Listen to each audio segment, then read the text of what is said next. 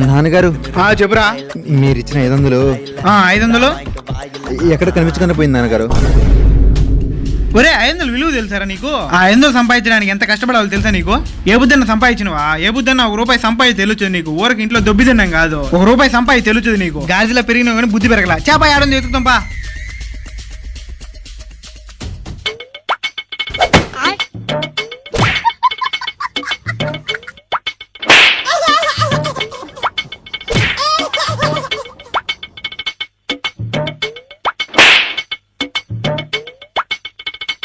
దొరికింది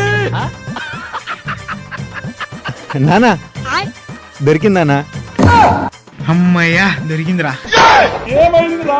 ఇక్కడేం పనిరా నీకు?